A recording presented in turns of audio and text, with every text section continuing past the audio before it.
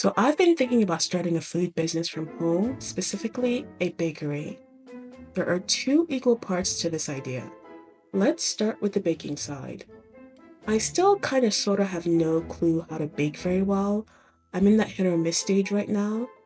Last time I attempted to bake cake, it turned out to be both crunchy and crumbly. So this is round two. I'm trying again with red velvet cake. This time I decided to make a small batch.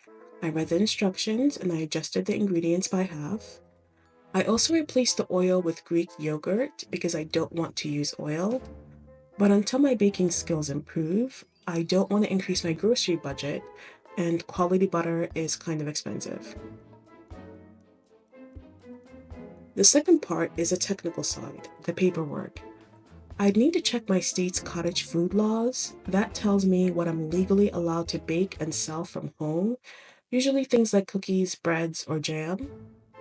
Then, I'd have to find out if I need a business license or home kitchen permit. Some states also require food safety certification, sales tax registration, or liability insurance. And if I do decide to sell, I'd probably need to include clear labels with ingredients.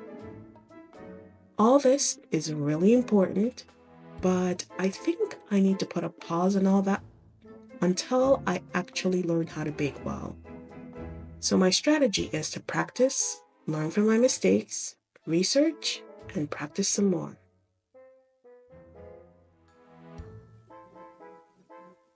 While my cake is cooling, I started making cream cheese frosting.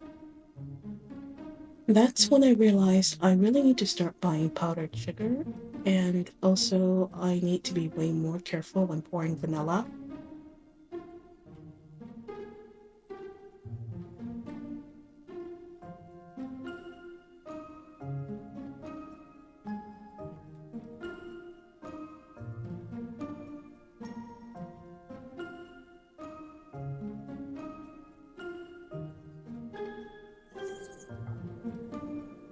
Once the cake finished cooling, that's when I knew I had a problem.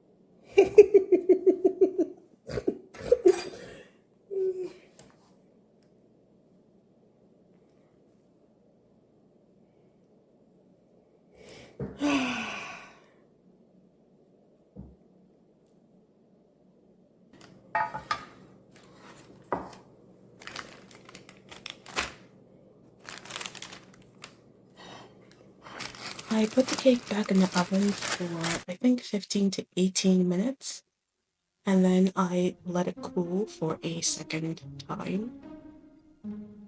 Well, you can see for yourself how it turned out. At this point, I'm thinking I can save this. I can save this with frosting. I've seen bakers do it all the time.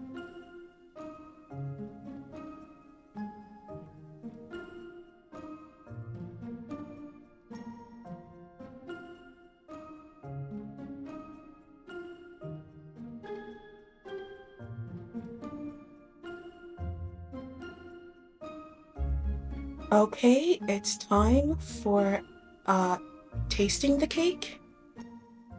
Okay, I'm gonna be really honest. This cake was good-ish.